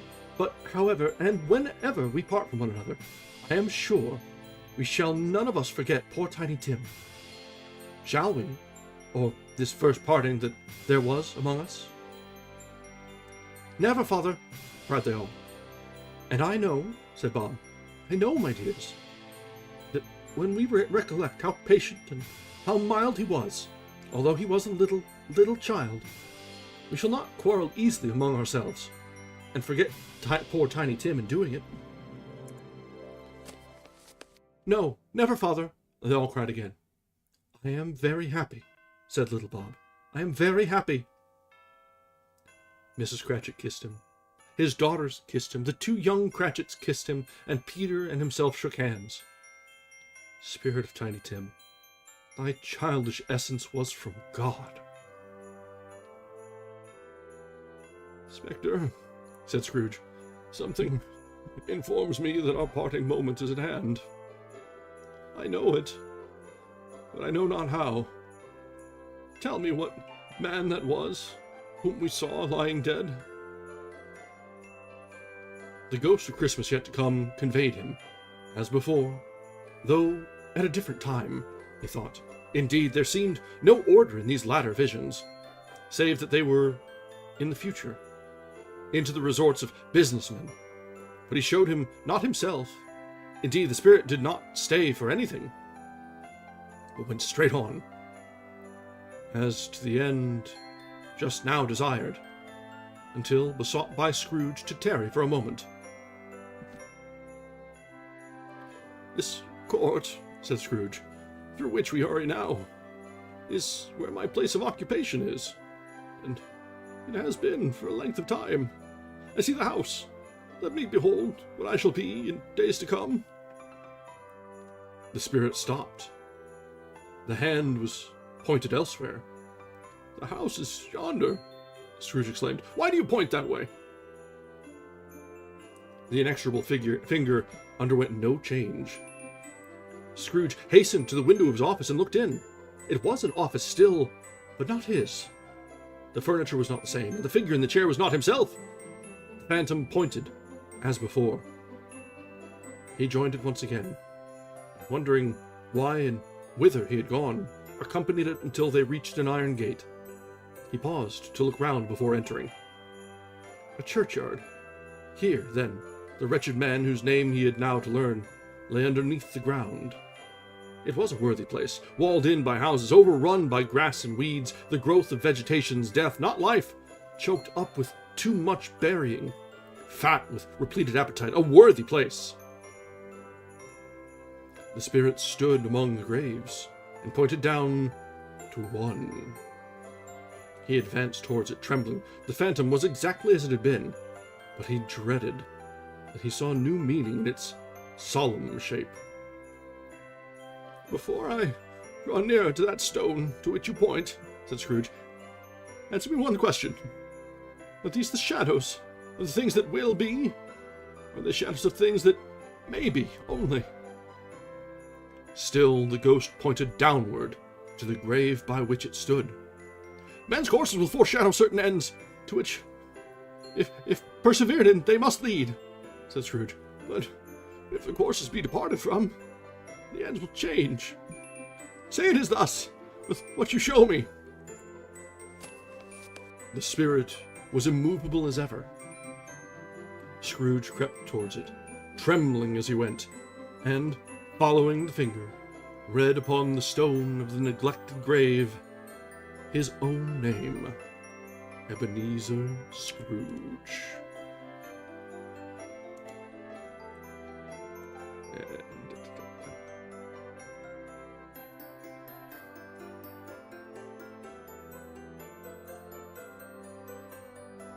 And we have the climactic moment here, preserved in a very, very nice little penciling. We got the spirit, ever silent, showing only the hand pointing to the forgotten, unkempt, uncared for stone.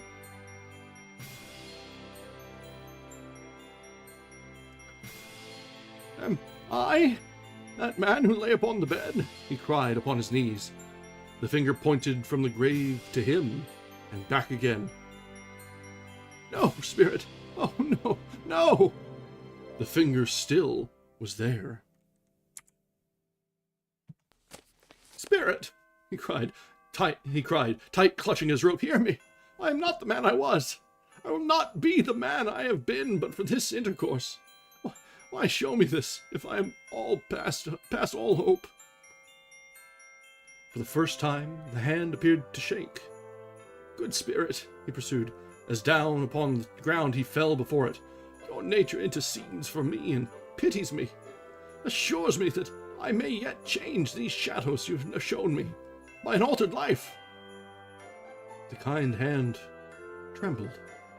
I will honor Christmas in my heart, and try to keep it all the year. I will live in the past, the present, and the future. The spirits of all three shall strive within me. I will not shut out the lessons that they teach. Oh, tell me, I may sponge away the writing on this stone. In his agony, he caught the spectral hand. It sought to free itself, but he was strong in his entreaty, and detained it. The spirit, stronger yet, repulsed him, holding up his hands in a last prayer to have his fate reversed. He saw an alteration in the phantom's hood and dress. It shrunk, collapsed, and dwindled down into a bedpost. And that is the end of the fourth stave, and the end of the last visitation of the spirits. Yeah, I have to say that all of the drawings in this version, all of them have been so good. And this one definitely hits hard. It's simple, but the simplicity speaks volumes. It's really, really well done. I couldn't have been happier with this setting. I don't know if these are the originals or if this is just an early version. I will need to see. I'll look up later to see where the sketches are coming from. But they are just encased with they're encapsulated in this version that I got from Gutenberg. So if you would like to have a copy of your own, it is freely available. It's just the most popular version of this on Project Gutenberg. All right, we just have a few pages left before us, and the last stave, the end of it, stave 5, A Christmas Carol. Yes, and the bedpost was his own. The bed was his own. The room was his own. Best and happiest of all, the time before him was his own, to make amends in. I will live in the past, the present, and the future, Scrooge repeated.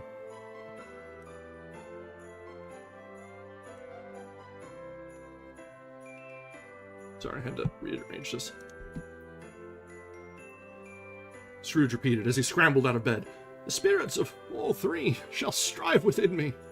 O Jacob Marley, heaven and the Christmas time be praised for this day. I say it on my knees. O Jacob, on my knees. He was so fluttered and so glowing with his good intentions that his broken voice would scarcely answer to his call. He had been sobbing violently in his conflict with the spirit, and his face was wet with tears. They're not torn down, cried Scrooge, folding one of his bed curtains in his arms. They're not torn down, rings and all. They're here. I am here. The shadows of the things that would have been may be dispelled. They will be. I know they will. His hands were busy with his garments, all this time turning them inside out, putting them on upside down, tearing them, mislaying them, making them parties to every kind of extravagance. I don't know what to do, cried Scrooge, laughing and crying in the same breath, and making a perfect raccoon of himself with his stockings. I'm as light as a feather. I'm as happy as an angel. I'm as merry as a schoolboy. I'm as giddy as a drunken man. A Merry Christmas to everybody. A Happy New Year to all the world. Hello there. Woohoo! Hello! He had frisked into the sitting room and was now standing there, perfectly winded.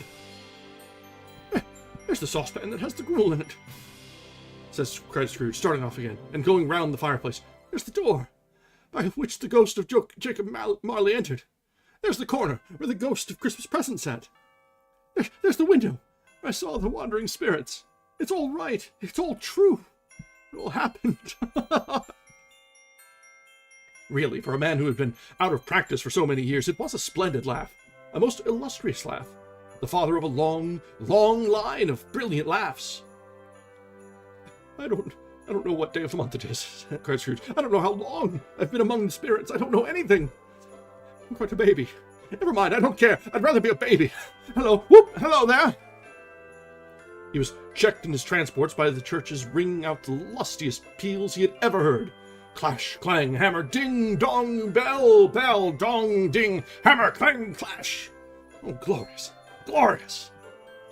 Running to the window, he opened it and put out his head. No fog, no mist, clear, bright, jovial, stirring, cold, piping for the blood to dance to, golden sunlight, heavenly sky, sweet, fresh air, merry bells. Oh, glorious, glorious. What's today?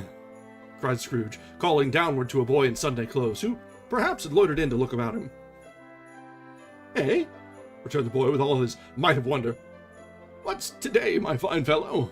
Cried Scrooge. Today? Replied the boy. Why, Christmas Day. It's Christmas Day, said Scrooge to himself. I haven't missed it. The spirits have done it all in one night. They can do anything they like. Of course they can, of course they can. Hello, my fine fellow. Hello, returned the boy. Do you know the poulterers in the next street but one at the corner? Scrooge inquired. I should hope I did, replied the lad. An intelligent boy, cried Scrooge. A remarkable boy. Do you know whether they've sold the prize turkey that was hanging up there? Not the little prize turkey, the big one. What? The one as big as me? Returned the boy. What a delightful boy, said Scrooge. It's a pleasure to talk to him. Yes, my buck. It's hanging there now, replied the boy. Is it? Said Scrooge. Go and buy it. What? Replied the boy. No, said Scrooge. I am in earnest. Go and buy it, and tell them to bring it here, that I may give them the direction where to take it. Come back with the man, and I'll give you a shilling. Come back with him in less than 5 minutes, and I'll give you half a crown. The boy was off like that, off like a shot. He must have had a steady hand at a trigger who could have got a shot off half so fast. I'll send it to Bob Cratchit's, whispered Scrooge, rubbing his hands and splitting with a laugh. He shan't know who sends it. It's twice the size of Tiny Tim. Joe Miller never made such a joke as sending it to Bob's will be. The hand in which he wrote the address was not a steady one, but write it he did, somehow, and went downstairs to open the street door, ready for the coming of the poulterer's man. As he stood there, waiting his arrival, the knocker caught his eye. I shall love it, as long as I live, said Scrooge, patting it with his hand. I scarcely ever looked at it before. What an honest expression it has in its face. It's a wonderful knocker. Here's the turkey. Hello, whoop, hello, how are you? Merry Christmas. It was a turkey. He never could have stood upon his legs, that bird. It would have snapped him short off in a minute, like sticks of sealing wax. Why, it's impossible to carry that to Camden Town, said Scrooge. You must have a cab. The chuckle with which he said this, and the chuckle with which he paid for the turkey, and the chuckle with which he paid for the cab, and the chuckle with which he recompensed the boy, were only to be exceeded by the chuckle with which he sat down breathless in his chair again, and chuckled till he cried. Shaving was not an easy task, for his hand continued to shake very much, and shaving requires attention, even when you don't dance while you're at it. But if he had cut the end of his nose off, he would have put a piece of sticking plaster over it and been quite satisfied. He dressed himself all in his best, and at last got out into the streets. The people were by this time pouring forth, as he had seen them with the ghost of Christmas present, and walking with his hands behind him, Scrooge regarded every one with a delighted smile. He looked so irresistibly pleasant, in a word, that 3 or 4 good-humored fellows said, "Good morning, sir! A Merry Christmas to you!" And Scrooge said often afterwards that of all the blithe sounds he had ever heard, those were the blithest in his ears. He had not gone far, when, coming on towards him, he beheld the portly gentleman, who had walked into his counting-house the day before, and said, "Scrooge Marley's, I believe." It sent a pang across his heart to think how this old gentleman would look upon him when they met. But he knew what path lay straight before him, and he took it. "My dear sir," said Scrooge, quickening his pace, and taking the old gentleman by both his hands, "how do you do? I hope you succeeded yesterday. It was very kind of you. A Merry Christmas to you, sir." "Mr. Scrooge?" "Yes," said Scrooge, "that is my name, and I fear it may not be pleasant to you. Allow me to ask your pardon. And will you have the goodness—" Here Scrooge whispered in his ear. "Lord bless me!" cried the gentleman, as if his breath were taken away. "My dear Mr. Scrooge, are you serious?" "If you please," said Scrooge, "not a farthing less. A great many back payments are included in it, I assure you. Will you do me that favor?" "My dear sir," said the other, shaking his hands with him, I don't know what to say to such munificent—" "Don't say anything, please," reported Scrooge. "Come and see me. You will come and see me." "I will," cried the old gentleman, and it was clear he meant to do it. "Thank ye," said Scrooge. "I am much obliged to you. I thank you 50 times. Bless you." He went to church, and walked about the streets, and watched the people hurrying to and fro, and patted children on the head, and questioned beggars, and looked down into the kitchens of houses, and up to the windows, and found that everything could yield him pleasure. He had never dreamed that any walk, that anything, could give him so much happiness. In the afternoon, he turned his steps towards his nephew's house. He passed the door a dozen times before he had the courage to go up and knock, but he made a dash and did it. "Is your master at home, my dear?" said Scrooge to the girl. "Nice girl, very." "Yes, sir." "Where is he, my love?" said Scrooge. "He's in the dining room, sir, along with the mistress. I'll show you upstairs, if you please." "Thank ye. He knows me," said Scrooge, with his hand already on the dining room lock. "I'll go in here, my dear." He turned it gently, and sidled his face in round the door. They were looking at the table, which was spread out in great array, for these young housekeepers are always nervous on such points, and like to see that everything is right. "Fred," said Scrooge. Dear heart alive, how his niece by marriage started! Scrooge had forgotten, for the moment, about her sitting in the corner with the footstool, or he wouldn't have done it on any account. "Why, bless my soul!" cried Fred. "Who's that?" "It's I, your Uncle Scrooge. I have come to dinner. Will you let me in, Fred?" Let him in? It is a mercy he didn't shake his arm off. He was home in 5 minutes. Nothing could be heartier. His niece looked just the same. So did Topper when he came. So did the plump sister when she came. So did everyone when they came.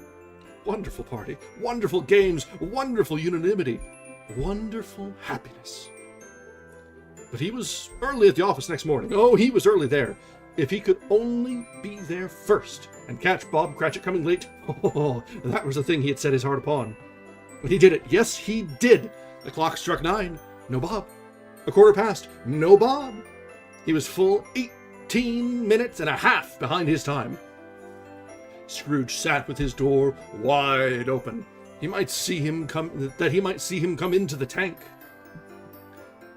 His hat was off before he opened the door. His comforter, too. He was on his stool in a jiffy, driving away with his pen as if he were trying to overtake 9 o'clock. "Hello?" growled Scrooge in his accustomed voice, as near as he could feign it. "What do you mean by coming in here at this time of day?"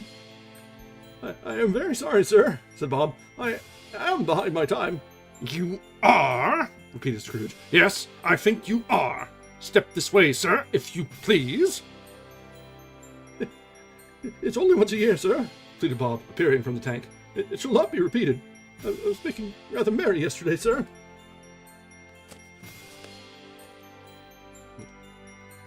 Now, just a moment. We've got one last image for us. Let's hide the cats for a moment, so we can get a proper look. Now, I'll tell you what, my friend, said Scrooge. I am not going to stand this sort of thing any longer. And therefore, he continued, leaping from his stool and giving Bob such a dig in the waistcoat that he staggered back into the tank again. Therefore, I am about to raise your salary. Bob trembled, got a little nearer to the ruler. He had a momentary idea of knocking Scrooge down with it, holding him and calling to the people in the court for help in a straight waistcoat. A Merry Christmas, Bob, said Scrooge, with an earnestness that could not be mistaken, as he clapped him on the back.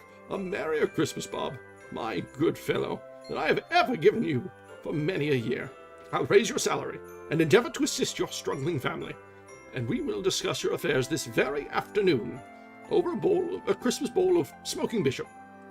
Bob, make up the fires, and buy another coal scuttle before you dot another I. Bob Cratchit. Alright, so this is the last image that we've got for this set, and it is the very bewildered Bob Cratchit, wondering which deep end his boss has just jumped off of, because he's obviously off his rocker. But you know what? It's a good thing, right? Might as well just roll with it. Scrooge was better than his word. He did it all, and infinitely more. And to Tiny Tim, who did not die, he was a second father. He became as good a friend, as good a master, and as good a man as the good old city knew, or any other good old city, town, or borough in the good old world. Some people laughed to see the alteration in him, but he let them laugh, and little heeded them. For he was wise enough to know that nothing ever happened on this globe for good, at which some people did not have their fill of laughter in the outset. And knowing that such as these would be blind anyway, he thought it quite as well that they should wrinkle up their eyes in grins, as have the malady in less attractive forms. His own heart laughed, and that was quite enough for him. He had no further intercourse with spirits, but lived upon the total abstinence principle ever afterwards. And it was always said of him that he knew how to keep Christmas well. If any man alive possessed the knowledge, may that be truly said of us, and all of us. And so, as Tiny Tim observed, God bless us, every one.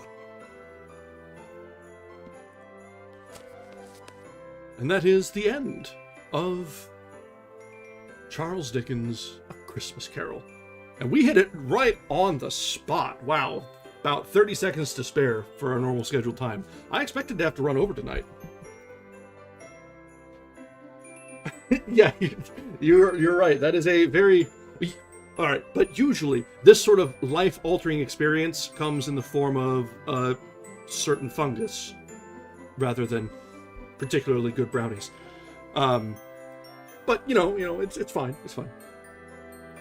I do note the little tidbit in there that Dickens snuck in about going to be a teetotaler.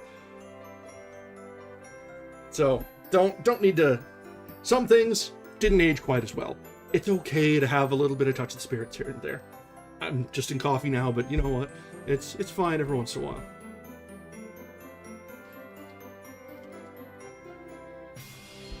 So I think this is the first time I've actually read this book in its entirety. It's one of those that you're exposed to so much, it's sort of ingrained in you, that you know the story like the back of your hand, but it's all through the different adaptations. So you have the colorings of how the characters look and sound and act, sort of not tainted, but influenced by the different adaptations that you particularly like for each of the characters. To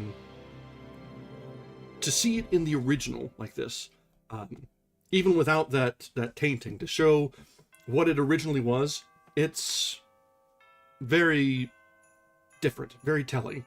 And yeah, the Disney one, special spot in my heart. The Scrooge McDuck version, very good. I'm like up in the air whether I prefer the Muppets or the old Disney animation one. They're both great, and different parts pull at different heartstrings for me.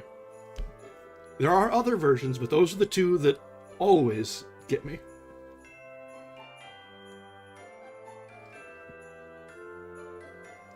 Akamos and I were talking about this last time. There's a special spot in my heart for the Disney one, because growing up, we had that one on a home-recorded bootleg VHS. We'd gotten when we taped it while they were playing it on network TV. It was like ABC or CBS or something back in the day. So it has all the vintage commercials that were playing as they aired it, and it has the graininess of the old VHS. So that got watched over and over and over again every Christmas season. Yeah, like between that, we had the Disney adaptation, things like Rudolph and Charlie Brown Christmas were all on the same tape. You just run through all of them in a bang, and it's making this old heart ache for it, honestly. It's not the same. I can pull them up. I can load them up all on my Plex server and watch them all, but it's just not the same. Yes, the Christmas tape. And it needs to be on tape, and it needs to be grainy and gross and kind of scrungy. You need the old commercials tied in, because no one knew how to skip commercials when you were recording back in the day. It all adds to the experience. And it is funny. The M&M's commercial still airs to this day. The same damn commercial. With the two M&Ms setting up the bowl and then Santa walking in, and they're all like, oh, they do exist. It's been on the air, unchanged for 30, 40 years. Some things it's nice. We pass those on to our own kids. This commercial, you'll remember it. This is what it means to be Christmas. Oh, yes, the Kiss commercials with the bells. Yes, those haven't changed either. There's no reason to mess with perfection. You're right. Nostalgia is a very big business these days. And so we may see more of that. And you know what? I'll forgive it in this case. Yes, you're commercializing my childhood. Yes, you're making a quick buck off of the members. But you know what? That's fine. That's fine by me. This time, anyway. We'll call that being in the Christmas spirit. Alright, guys. So, this has been a lot of fun. I like this shift in tone. The decision to make December dedicated to the holiday season is a little bit out of character for me personally. I'm usually more a, the week of Christmas sort. But let's all try and be a little more charitable as we go through and take this lesson to heart. So, as to what we're reading next, because if we're going to dedicate the whole month to this, we need to have, plenty of content. There are a few options, actually. I was looking through, Gutenberg has a bit of a wide selection. We can either go for, classics, something like Gift of the Magi, or just some random Christmas tales, or we can get into the more silly things. I know L. Frank Baum has a lot of very fun little readings. We can have the Life and Adventures of Santa Claus, or A Kidnapped Santa Claus. So we've got a lot of options, and we'll probably be going through them off and on throughout the month, because we have a lot of time to fill, and all of these are likely to be rather short, considering they're all mostly children's stories. So if we can get 2 sessions out of each of these, I'll be a happy camper. So we'll have to figure out what we'll read next time. I'll come up with something by tomorrow, I'm sure. But until then, let's go ahead and wrap up tonight. We are right on schedule. We finished up A Christmas Carol by Charles Dickens tonight. One of the absolute classics of the holiday season. So, let's try and keep the spirit alive in our own ways. Whether you're celebrating for the spirit of the holiday, religious connotations or not, just have a charitable heart. Be a little bit more patient with those around you than you might otherwise be. I'll try anyway. Let's just have some fun with it. Alright guys, as always, thank you so very much for joining us for our reading tonight. We're going to be wrapping up here, so if you haven't yet, I do ask that you go ahead and drop a like on the stream. Maybe a subscription if you haven't yet. Let the algorithm know that we're doing some fun things around here. And be on track to catch our next reading. We'll be back tomorrow at our normal time, 8 Eastern. And so far, we're pretty good about keeping to schedule. So, I hope to see you tomorrow. As always, thank you very much, and I hope you have a wonderful evening. Good night.